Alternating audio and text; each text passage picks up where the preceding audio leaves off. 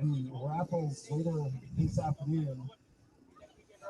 You can get like a dozen. I think it's like 12 for what? 12 for $10? $5? Oh, that's a steal. 12 raffle tickets for $5. What's going on, people, man? Can we keep it real out here at the Yard Olympics, brought to you by Naked Sports, man. Very special show today. We have several coaches coming in, but because of where we are, we wasn't really able to give them all microphones, but we're going to hear from Coach Fortin, EWG. We're going to hear from Emerson Kilgore, an official, also part of the 401 Nation. Go check Emerson's gym out there on 401 Warwick Avenue. You know, come on down to Got It Park. You can see behind me we have the coaches.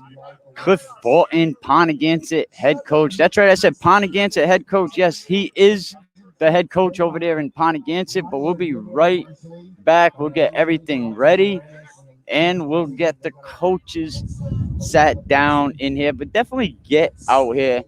Naked Sports got a lot going on. I'm looking at a 4 or 5 foot trophy to the left of me, right by the DJ booth. But we are set up over here at Got It Park. So get down here, check it out. A lot of good things going on. We're going to talk to some Rhode Island high school coaches.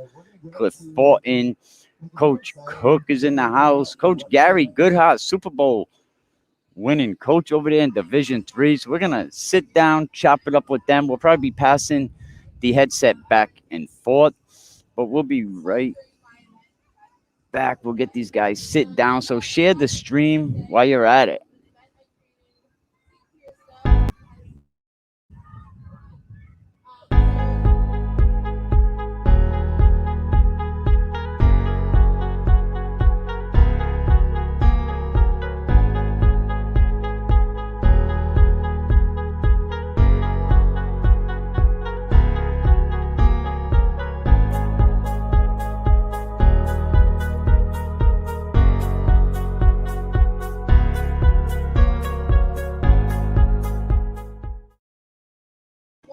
We back, Naked Sports, man. Right behind us is the coaches. They're a little busy getting their raffle tickets at the moment. Oh, also Coach Blake Simpson in the house. Pilgrim High School won a Super Bowl a couple years ago. But we'll definitely be able to get in here. First up, we're going to see Coach Fortin is about to have a seat. Coach, we're going to kind of share these, you know, maybe you and the other guy. And let me see. Up there you are, Coach Fortin, EWG. What's up, Coach? What's going on? How you doing, Mikey? All right, not bad. We're down here, Got It Park, Yacht Olympics. I know you called everybody out, and a few coaches showed up, huh? A few did, yep. A lot of coaches didn't. So hopefully next year, I think they're going to be doing this every year. Hopefully to see more Rhode Island coaches come out. It's a great cause, great day, and come on out. Yeah, definitely. It's great what's going on. I mean, football, sports, everything that's going on in the Rhode Island Interscholastic League. A lot of great people here. You know, everybody wearing the number 69. You're going to get jerseys mixed up. Yeah, right. What's going on over at EWG?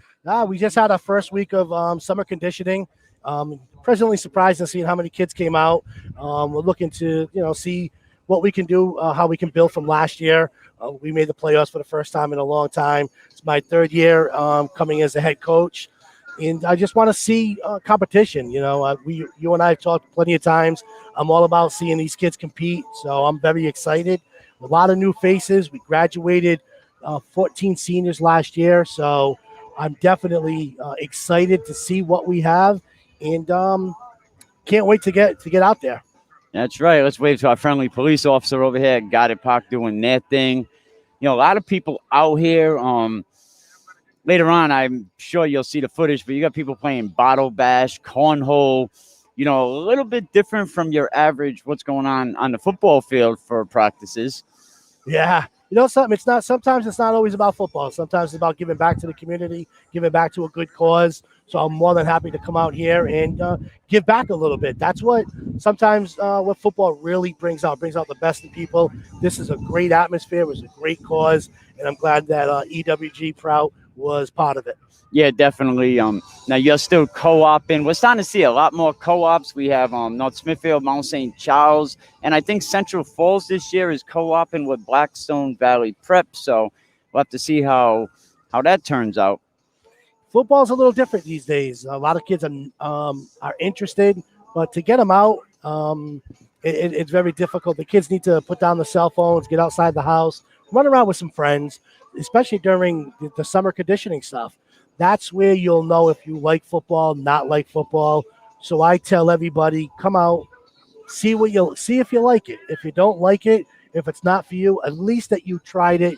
So because football and any other sport is part of the high school experience. So experience all of it, come out.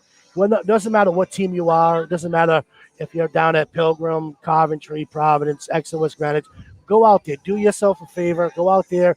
Give it a shot. Because at the end of your high school career, you don't want to say, I wish I went for it. I wish I tried. The summer will let you know if you like it or you don't like it. And don't miss the opportunity. Yeah, no, you're staying in Division 4 again this season. Behind us, we have one of your, not co-coaches, but one of your brother coaches, Coach Cook's in the house. Coach Gary Goodhart's here today. Emerson Kilgore. We'll see who else shows up. West Pennington should be coming. And I know the Breakthrough Academy has an event going on until 2 p.m. today. So, a lot of good things going on throughout football. We have a new era of coaches, new god of coaches coming in. Coach Blake cut his hair off for charity. Shout out Coach Blake. He's out there somewhere. I see him. He's out there with the number 69 shirt. Yeah, I saw that on one of the social medias. A big shout out to Coach Blake. Much respect. That was for a good cause, and good for him. That was outstanding. Your program started July 6th. There's some programs that still haven't had a chance to start yet. We already know Transton East is one of them, West Warwick. How important is it to start as soon as possible? It's the most important thing about the football program. Championships are won and lost during summer conditioning. Once you get into the season, it's about game planning. It's about tweaking your playbook a little bit. It's not about roster spots because you already have it. It's about building your program in the summer, taking your program, getting it ready for a playoff run. And if you don't have the summer conditioning, if you don't have the kids that come out, you really struggle when you kick off in September. Very, very well, man. Good things going on. September 10th? Is that game 1 of the Interscholastic League, week 1? For everybody, we have a bye week, week 1, so we're able to scout a little bit more than most teams. I don't know if that's a good thing or a bad thing. I'll find out during the season. But yeah, the injury fund game September 3rd, which this year it's a full game. So I don't know how to react to that one. When normally it's a half a game, but we're not going to have any scrimmages. We don't have any joint practices. The only thing we got going is 7-on-7 passing leagues, and we're trying to get a lineman camp going by the end of the month. So if anybody's interested in that, contact me on Twitter at Coach Fortin. It's going to be free. Waiting for the paperwork to come in this week. Emerson Kilgore is going to be there, and we're looking for some lineman coaches too. Yeah, definitely. So lineman coaches definitely come out, and you can contact Coach Fortin. He's on all social media platforms. You can see him up at EWG, walking the field before the games. You still do that? Yeah, I still go on there. I just walk up and down the field. I pick up the grass. I take a look at the wind, and then I just visualize what could take place, my little quiet place, and then I go to the locker room. Hey, there you go. We're getting into great events over here. Naked Sports hosting the Yard Olympics. A lot of people showed up. Very, very nice day. A lot of people were anticipating rain, but it turned out to be a nice day. So if you're a lineman coach, you want to get involved, definitely contact Coach Fortin. We're going to have a good show this year with Emerson Kilgore talking about, things that need officials and why they make the calls they do. And some people really hate on a lot of the officials. It's definitely a thankless job, but you could definitely reach out to Emerson Kilgore if you are interested in being an official, and he could probably point you in the right direction. How important is it, Coach Fulton, for the need to get officials? Very important. We need some young referees out there. Anybody who loves football, if you're not coaching, the next best thing is refereeing. Helping coaches, because that's what referees also do. Make sure the game, is being played correctly. Coaches can't see everything until we go back and we look at the film. So when there's a flag, the coaches, me especially, have to look back and understand there's a flag, there's one for a reason, and it helps the coaches and the players learn from it. Definitely, man. Great time. We got the DJ Matty over here doing his thing. What do you think about this event?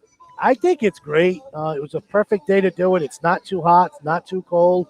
There's no wind. People are having a great time. You're able to compete a little bit without being on a football field to compete.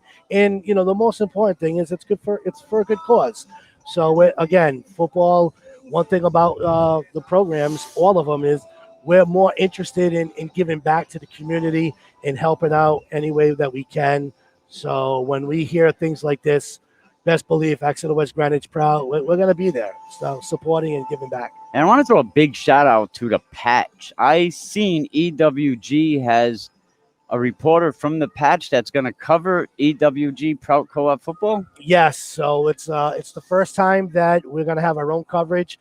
I think it's very important because you want to have your program covered. You want to have, that's how you build football here in Rhode Island. You got to show some interest. I don't see any media doing that on a weekly basis, really in depth on certain teams. I think that Pat should concentrate on each individual team because there is a lot of patches in different cities throughout the state. So that's, to me, it's important. And the kids like to get their name in the paper and get recognized for other things than just a highlight video.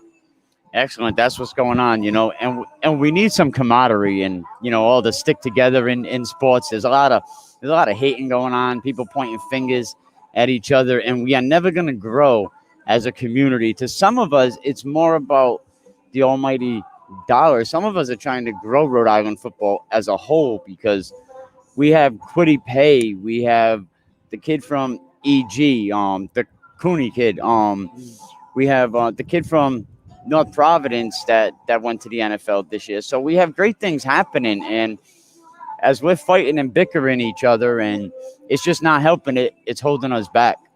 Yeah, I don't understand the bickering. I mean, if you look at Rhode Island, small state, great athletes though, and if you're able to help one another and combine to do anything, whether it's a lineman camp, whether it's 7-on-7, whether it's just helping out another program, whether it's in a weight room. I mean, that's going to be one of the largest things that you could do. Instead of saying, well, I got my own, you do your own, that doesn't make any sense. It doesn't help anybody, nor does it help Rhode Island football. Definitely, man. We could actually, if you guys want to sit down, we can all share the mic here. We got two mics, one over here, one over there. We'll just kind of group up. Coming in, we can hear each other. We'll just share the mic. Coming in, we got Ponagansett. Let's just make sure we can all see each other in this screen. Yep. You might have to come in a little more. I'll step out for a little bit. Yes, actually, good idea. Here you go. This is Coach Gary Goodhart from Coventry. So Coach Fulton is stepping out. We have Coach Gary Goodhart coming in from Coventry, Super Bowl winner. Congratulations, Coach. Thank you very much. Thank you. And we also have Ponagansett. What's going on? Let's be firm. This is the coach from Ponagansett. How you doing, Coach? Good. Thank you. Thanks for having us. Yo, thank you for coming. Ponagansett always has good ballers. You had a great running back last season. What's your plans this year?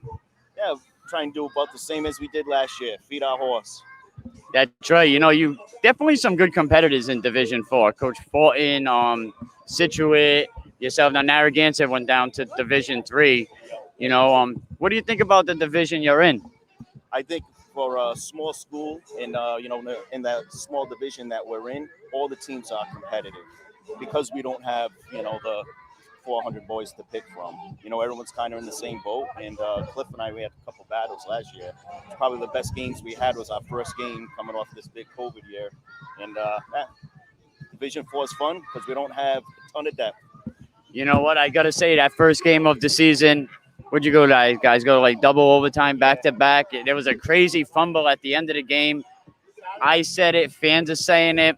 Officials are saying it. One of the best games all year. Yeah, it was. It was great. We actually practiced that fumble play for 2 weeks.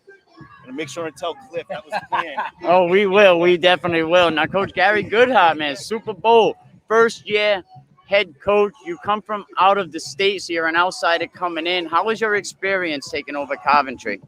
It was a pretty good year. You know, Stan left us in a pretty good place.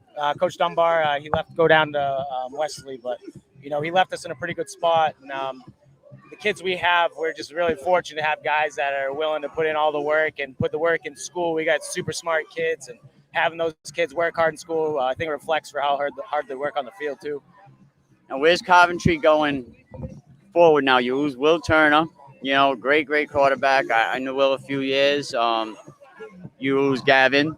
Yeah, you know, how do you replace players like that? Exactly. Like, my opinion, Will Turner definitely the best quarterback in the state, hands down. You know, he has a nice spiral, nice pass. I watched the Super Bowl yesterday again, and some of them fades to the outside corner, man. I think Santilli, right? Yeah, we actually we ran hitch and go twice in a row. He only threw 4 or 5 passes in that game, but we literally just put that hitch and go in like the week before. And Will, you know, when he carries like a 4.0 GPA, he's probably going to end up being a doctor, something special in this world. I'm not sure what, but he's a special kid. I don't think too many people have 4-year starting quarterbacks on too often. He's one of those guys. But going forward, it's tough to say. You know, we're really young. We got moved up to Division 2. We got a really tough schedule. We got some skills coming back that are going to help us out. I mean, we got Nick Carbonello, who's a 200-pound bull. He's a 4-year starter. As a freshman, he was a starting running back, and we had him at DN for his first 2 years. This past season was his first year at middle linebacker for us, and he straight up, he shredded. He was just a wrecking ball. We got a bunch of other guys that really kind of they're not really talked about. A kid named Jaden Carnival in the Super Bowl, he had 178 yards rushing. And you know, for us, we're pretty deep. We had a kid named Logan Carson too. He was a senior last year who. Number 25. He ended up not really playing his sophomore year, junior year. He played a couple games and got injured both years. And he ended up coming back, and he was a track kid. I mean, he ran track his first year. His team gets third team All-State. So, you know, getting him to come out and play football for us was pretty big.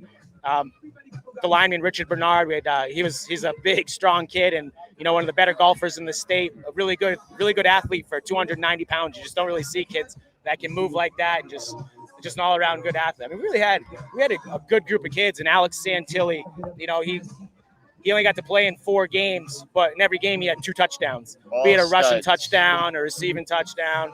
Tommy Turner, who has got an all Division I scholarship to go to Houston, University of Houston, play baseball. You know, he's one of our better players overall. You know, we just had a lot of talented kids. Those kids graduating though on the line is going to be it kind of decimated us, but we have a lot of kids, 50+ kids showing up to the weight room, really busting their butts. Hopefully that pays off in the future. 50 kids, that is a big team. Do you have that many kids on your roster? We do. Excellent, man. It's great when that many kids show out. There's so many schools that are showing up with not as many kids, you know, like 15 kids I seen last year. And I made a comment that I think that's dangerous, because you lose 1 or 2 players. That's it. Game's over. To both of you guys, Coach Cook, you first. What do we need to make Rhode Island football and Rhode Island sports better? More camps, more coaches. Everyone has. So as far as the coaches go, I think everyone has to start working together rather than staying separate and trying to do their own thing, and keeping the kids engaged. Definitely. And what do you think we need for Rhode Island sports to go forward? I got to piggyback off what Coach just said. You know, for interaction's sake, like right now we have some coaches here today, and like it's the first time really had an opportunity to interact. And I think going forward, combining and collaborating on camps, we got 7-on-7 that kind of thrives in this state, I guess. You know, but the linemen are left out to dry. And we were talking earlier, and I know we have to do something. We got to work together to get some things, like some sort of, not just lineman camp, so to speak, but, lineman, what would be the right way to say, Coach? So, like lineman drills and competitions for those guys, not so much like contact stuff, but strength stuff, just to like get them a little bit more motivated. Like Coach said too, like for us, we only have 4 coaches right now. So with a school with our potential, we're the largest enrollment in the state, I'm pretty sure, public school. And top 5 anyway. We only have 4 coaches right now. So that right now we're kind of decimated in that sense. In the last summer, we had 9. Coach Dunbar left, and the Coventry was in limbo of even having sports. There's potential where they weren't going to have sports at all.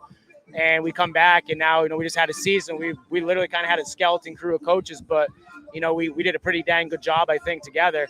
But like Coach said, coaches working together and getting more coaches, getting the kids more involved, and camps and clinics for the kids to. It's a little bit of separation in this state, and it needs to be more working together. No, definitely, yeah, separation. There is a lot of separation, and I see online all the time. There's people with private gyms criticizing other gyms, and I said there's plenty of out of shape kids on their couch for everybody to eat. That's very true. Definitely. Do you think is there a need for lineman camps? Oh, absolutely. We were talking about that earlier. We're going to start trying to get something together with 7-7s going on, so the linemen can have their own little 9-on-9, 7-on-7, whatever you want to call it.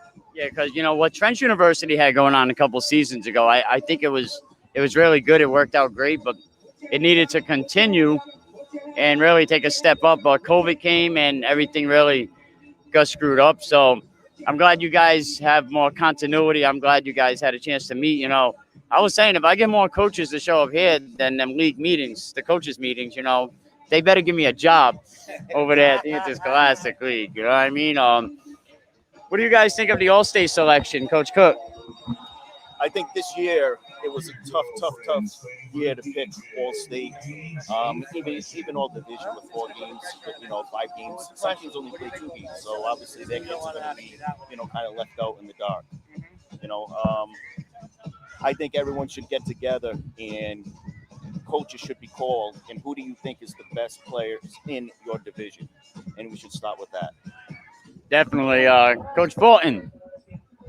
Yes. What? The same question, Rhode Island, the All-State selection. How do we make it better? Stop having one person do it. Make it even. It's not all about D1, about D2. There's 4 divisions in the state of Rhode Island, and you can't tell me that not D4, not D3, that they don't have any kids that are capable of making All-State. I like what Coach Cook just said. More coaches should be involved. It shouldn't be just up to one person, because that one person doesn't go to all the games. I know there's recruits out there that go to more games in a week than he does all year. So for me, they should be able to have more coaches involved, and you get a better perspective of an All-State. You got 8 kids from one division, and you got 1 kid from D4. To me, that doesn't make any sense.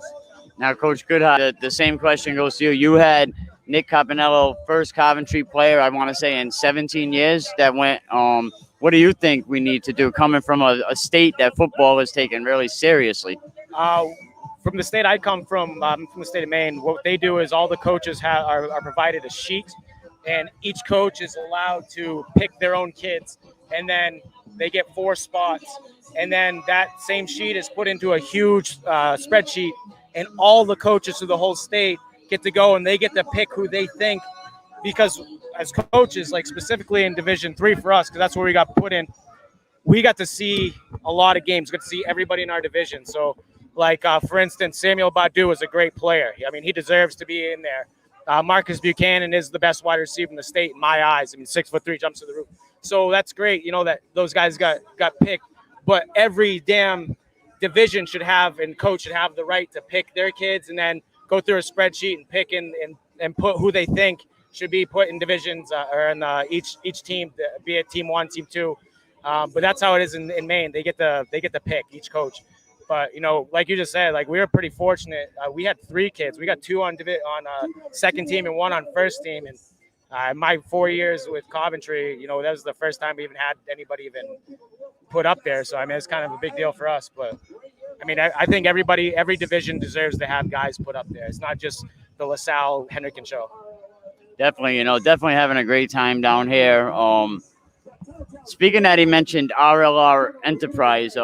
Coach Ronnie Roberts is having a recruiting program. Have you guys had a chance to check out what he's doing? I guess there's over 40,000 recruiters on his website. Have any of you guys seen it? I saw the website, so that's pretty good. I saw that. Yeah, he just sent it to me last week. Yeah, he definitely got some kids already. I think the kid DePiner from Barrington, I think, or maybe St. Ray's, if I'm not mistaken. My apologies.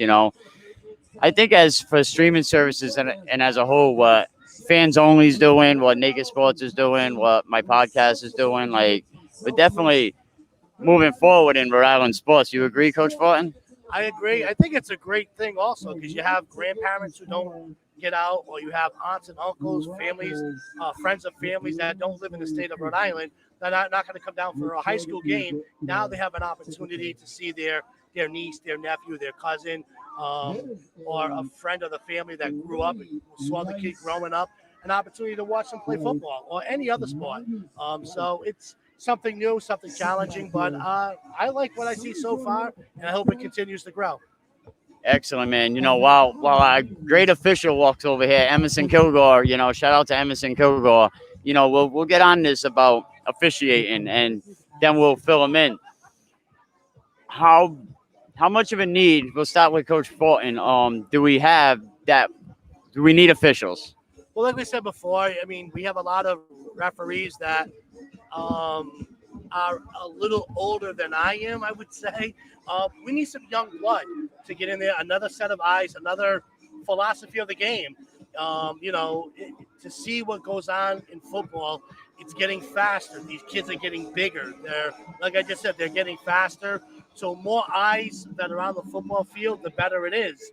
Normally there's 6 referees in a game. We're getting 4. So things are being missed. And when critical times come up, there's a critical play, whether it's for you or against you.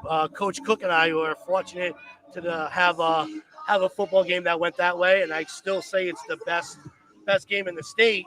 Where was it a fumble? Was it not a fumble? And it's tough to see, but at the end of the day, what I respect about Cook was we shook each other's hands. It was great. If they did overturn it, he would have a gripe. They didn't overturn it, so I had a gripe. But you need more guys. You need more eyes on it to make it more to see it better. So that's what you need. Excellent, and it was a fumble. Man. Look at this big guy sitting down. And it was a fumble. He said he practiced that play several weeks. He did. It's a forward pass. You fake your knee down and you throw it, and your guy runs now. But we laugh about it. It was a great game. It was a great last minute. I mean, everybody had a scramble. Was it a fumble? Was it not a fumble? The referees had to get together. Some were unsure. Some, you had to make a decision. At the end of the day, it was the best game in the state of Rhode Island, and I'm not going to take it away. I joke with Coach Cook all the time and tell him it's a fumble. Something? It wasn't a fumble, but he said it was. But at the end of the day, guess what? It was a fumble. They won a great game, and I'll never take anything away from any player that played that game. And I needed a nap that day and the following day, so kudos to the Pontiganton and the coaching staff. Well, we're bringing up Coach Blake in the house. Oh, how you come in? What's up, Coach Blake? How we doing? We're doing great. We're here for Naked Sports with Ron Robert, and go Pats. There you go. Hold on, shoulder hair. Listen, shoulder hair. Coach Blake, he cut his hair for a great cause. What was the cause again? Children with hair loss. Children with hair loss? Children with hair loss. It was for, I donated over 8 inches of hair. It was growing there for 3.5 years. It's for kids that lose their hair due to chemotherapy or other alopecia and other diseases that they might have growing up. Excellent, Coach Blake, man. Coach, I'll talk to you later about the Yep. Coach Blake got a nice camp coming on. People are feeling their way. But this little guy right here, we got Emerson Kilgore. Shout out 401 Strength and Fitness. And while we're talking about the penalties, you actually reffed that game between Pontiganton did. Was it a fumble? So honestly, I don't remember. So one of the It was things a one of fumble. the things we don't do as referees is attack other referees' calls. So as Cliff said earlier, it was deemed a fumble. So I'm going to say it's a fumble. Of course, we can look back and see it might be a little bit different, but I have to stick with the call that was made on the field. Very quickly about that game, I was talking to these two gentlemen earlier. I have to say that was definitely the best game that I reffed all year. That it was really a good showing of what Rhode Island football is all about. Two great coaches, two great teams, and really guys getting after it. And it was a pleasure to officiate that game. Of course, there's only one winner, but ultimately, really there were two winners of that game because they really showed what they can do. And both coaches should be proud of the performances by their players. Emerson, how I know you mentioned you are the youngest coach in the Interscholastic League, right? No, I mean referee. I'm sorry. I actually there's a little bit younger now. A couple of years ago, I actually was, but I was one of the youngest one. But no, there's definitely younger guys now. But it's honestly a kind of a trend with everything going on here. Like we're getting more younger guys involved with both on the officiating side and the coaching side, which is only a great sign for things to come in Rhode Island. How bad is the need for more officials? Oh, we can definitely use some more. Right now, we have a lot of guys that are retiring.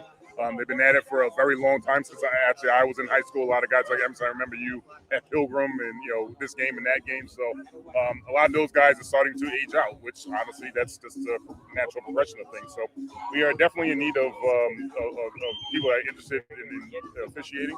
It is something that even me going into with all the experience of football I had.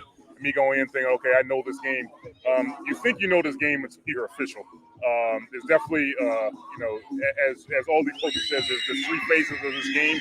There's those three phases that come to this. There's playing, there's coaching, there's officiating. And yes, I have coached, I have definitely played, but officiating was something that I thought I kind of knew and I really did not. So it's definitely a challenge, but the Officials Association does a great job with the first year guys of showing them the ropes, showing them the rules. A guy by the name of Rich Morissette, he's been the instructor for the first year guys for quite some time. I went through him. He's a great guy. I've actually officiated with him. And he walks you through things. Like he's a great guy to know, a great guy to work with, and ultimately, if you want to become a Rhode Island official, he's the guy you really need to know. So if people if they're interested in being an official, they can probably reach out to you and you'll send them in the right direction? Absolutely. I will send, they can reach out to me, and then I'll send you to Rich Morissette, because again, he's a guy who works with the first year, and he'll definitely get you guys, all women for that matter, on the path to being an official here in Rhode Island. I will say we do have a female official. She does a great job, and we'll definitely look for more if any of the ladies are interested in stepping into that realm. I think it's a great opportunity. It's also good for the guys to see that women are taking that role in men's sports. Great. We're down here at Goddard Park, Naked Sports, fans only sports page. Doing a nice Yard Olympics. We got Coach Cliff Fortin, Cliff Nation in the house. Grab a Cliff Nation bar today. What happened? What? I said Cliff Nation's in the house, man. All right. What do you think about what's going on here today? It's great. I love to see everybody coming out for a good cause. It's good. I'm glad to see some coaches. Coach Cook, Coach Goodhart, Coach Blake was here. As this continues every year, I like to see more coaches from Rhode Island come out and donate to a great cause. And come on, have a good time. Come on the podcast. Let's talk some football. Yeah, definitely. We got first year coach, Super Bowl winner, Coach Goodhart. Thank you, man. I appreciate you coming down, man. You could always reach out as well. What do you guys got planned this year? Gonna try to win some games in Division II. Hopefully we can sneak some out, and hopefully we can play some great games with really tough teams. St. Ray's is going to be loaded up, and they got a couple of studs on that team that I don't know how we're going to stop them yet, but it should be interesting. Now, where do we go? We definitely got to go down to Pontigansett. Coach Cook came down. Thank you, Coach Cook, and everybody might have misled what I said. Coach Cook is the coach. We got to lay that out, Coach Cook is definitely the coach over there down at Pontiganset doing good things. What are you guys gonna do to start your season? What's that? What do you guys got planned for the beginning of your season? Well, first with the old COVID, we lost so many kids starting, stopping. So right now we're trying just to regroup and get all our kids back on. And then after that, hopefully we're competitive throughout this entire season, no injuries. And for us, we're trying to move up in divisions. But in order to do that, you got to stay competitive and you got to have depth. Definitely. You have a good team over there. You have some good kids. Coach. So if you want to bring now, you also Coach Emerson, referee coach. I always call him Coach Emerson. I answer to all. Exactly. Lyman, Syracuse. Look at that ring. Show the camera your ring. Right there. Look at that thing. That thing is shiny. And you didn't buy that, right? No, I didn't buy that. So this is going back a few years, but this is a Big East championship ring. Syracuse in the Big East in the late 90s there. And this ring is actually from the